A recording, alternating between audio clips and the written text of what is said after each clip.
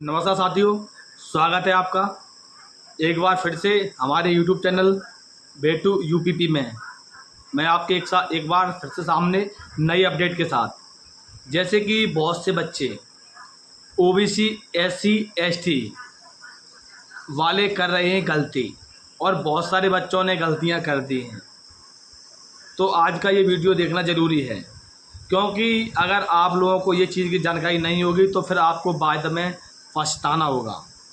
फिर आप ये कहोगे कि हमारे पास ये इन्फॉर्मेशन नहीं थी, हमारे पास ये जानकारी नहीं थी, तो हमने ये ऐसा किया है, इस वजह से फिर आपको बाद में बहुत ज़्यादा रोना होगा। और रेलवे भर्ती बोर्ड ने एक नोटिस भी जारी किया है, जैसा कि आप लोगों ने देख लिया होगा थंबनेल में। ये नया नोटिस आया है और जितने बच्चे हैं जो तैयारी कर रहे हैं, आरपीएफ का फॉर्म भर रहे हैं और जिन्होंने फॉर्म भर दिया है वो भी इस वीडियो को देख लें, और जिन्होंने फॉर्म नहीं भरा है, जो फॉर्म भरने वाले हैं, वो भी इस वीडियो को देख लें, क्योंकि आज का वीडियो बहुत ही महत्वपूर्ण है। और वीडियो की अपेक्षा बहुत से बच्चे हैं जो अक्सर हमारे पास कमेंट भी कर रहे थे, लेकिन ज़्यादातर मैं ये करता हूँ कि जितने बच्चे हैं जो कमेंट करते हैं, मैं उनको कमेंट का रिप्लाई देके उनको वहाँ पर भी संतुष्ट कर सकता हूँ, वहाँ पर भी मैं रिप्लाई दे देता हूँ, जिससे उनको थोड़ी बहुत जानकारी प्राप्त हो जाए। मैं जितने बच्चे कमेंट करते हैं मैं सभी का कमेंट का रिप्लाई देता हूँ, लेकिन कुछ बच्चे हैं जो रह गए हैं, जो इनके पास ये जानकारी नहीं है, अधूरी जानकारी है। देखो, आपके पास, आपको पता है, पहले तो आप लोग ये जान लीजिए आपकी जो करेक्शन की डेट है, वो करेक्शन की डेट आपकी 15 तारीख से लेके 24 तारीख तक है। 15 मई से लेके 24 मई है करेक्शन की डेट। तो आपके पास लगभग 8 से 9 दिन है, 8 से 9 दिन है आपके पास। तो आप इस चीज़ को नोट कर लें। बहुत से बच्चे हैं जो कमेंट में यही पूछ रहे थे कि करेक्शन की डेट क्या है। और सबसे ज़्यादा ज़रूरी ये है कि जिन बच्चों ने फॉर्म नहीं भरा है, आप फॉर्म भर रहे हैं, तो साइट जो आपकी रेलवे भर्ती बोर्ड की साइट है, वो साइट एकदम ठप है, एकदम साइट बहुत ही स्लो चल रही है। तो जैसा कि मैंने आपको पहले बताया था कि आप प्रयास करें कि जल्दी फॉर्म भर दें, आप पहले फॉर्म भर दें। अगर आप जितना लेट फॉर्म भरोगे तो हो सकता है कि आपका फॉर्म प्रोसेसिंग में ही रह जाए और आपका फॉर्म ना भर पाए। अभी भी मैं आपसे कह रहा हूँ, जितने बच्चों ने फॉर्म नहीं भरा है तो वो भी इस फॉर्म को भर दें। लेकिन सबसे ज़्यादा ज़रूरी, आरपीएफ की अगर आपने फॉर्म भरा है और जिन बच्चों ने नहीं फॉर्म भरा है, सबसे ज़रूरी है कि आपने जो डॉक्यूमेंट्स, हमारे पास कमेंट आ रहे हैं कि हमने अपना डॉक्यूमेंट्स, बहुत से बच्चों ने क्या किया है कि जाति प्रमाण पत्र नहीं बना पाया है, ठीक है, और जाति प्रमाण पत्र है पुराना है, तो किसी ने अभी फॉर्म भर दिया है और कह रहा है कि हमारा जाति प्रमाण पत्र बन जाएगा तो मैं अपलोड कर दूंगा। इस प्रकार के बहुत सारे बच्चे हैं जिन्होंने हमारे पास कमेंट किया है। अब उनके लिए मैं एक ज़्यादा जरूरी जो नोटिस है उस चीज़ को आप जान लीजिए।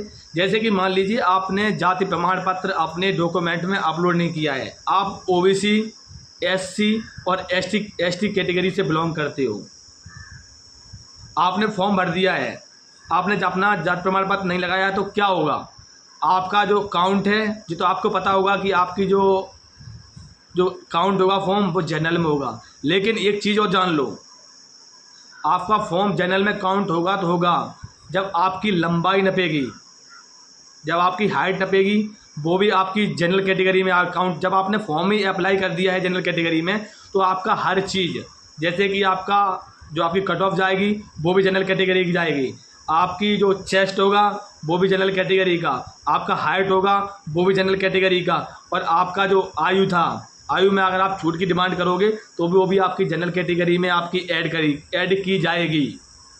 इस चीज़ को एक नया अपडेट है, रेलवे की तरफ से आया है। जितने बच्चों के पास ये जानकारी नहीं है, तो मैंने आपको आज इस वीडियो के माध्यम से, जितने बच्चे हैं जो हमसे जुड़े हुए हैं, उनके पास ये जानकारी पहुंच जाएगी। और साथ में जो नए बच्चे हैं जो जुड़ना चाहते हैं, तो आप हमारे इस चैनल को सब्सक्राइब कर लो, जुड़ जाओ, क्योंकि रेलवे भर्ती बोर्ड की तरफ से जो भी अपडेट आती है तो मैं आप लोगों को अपने इस वीडियो के माध्यम से पहुँचा देता हूँ। लेकिन इसमें भी अभी सुधार हो सकता है।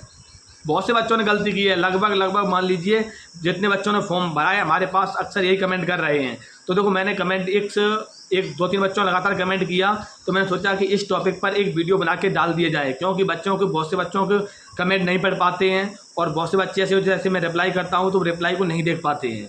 लेकिन ये ज़्यादा ज़रूरी है कि अगर आपने अपने जाति प्रमाण पत्र नहीं लगाया है, अगर आपने पुराना लगा दिया है, ठीक है, इधर आपने फॉर्म अगर आपने भर दिया है, उधर आपका अगर आपका जनरल कैटेगरी में जाएगा, जो भी चीज़ें जनरल कैटेगरी के अंतर्गत होती हैं, फिर आप ये दावा नहीं कर सकते कि हम SC OBC ST कैटेगरी से हैं तो हमें इसकी छूट दी जानी चाहिए, क्योंकि पहले ही रेलवे भर्ती बोर्ड ने पहले ही नियम निकाल दिया है। और आपको पता है जब आपसे पहले ही भी उन्होंने डॉक्यूमेंट्स मांगे हैं, और जो भी डॉक्यूमेंट्स मांगे हैं आप लोग देख सकते हैं कि रेलवे की जो नोटिस आया है RPF का, उसमें आप 34 नंबर को देख सकते हैं। 34 नंबर है, वहाँ पर स्पष्ट दिया गया है कि आपके जो भी डॉक्यूमेंट्स हैं, तो मूल निवासी आपका एक ही बार बनता है। जो आपके जात प्रमाण पत्र हैं आपके, वो आपके EWS हैं, जो भी डॉक्यूमेंट्स हैं आपके 6 माह से पुराने नहीं होने चाहिए, स्पष्ट दिया गया है।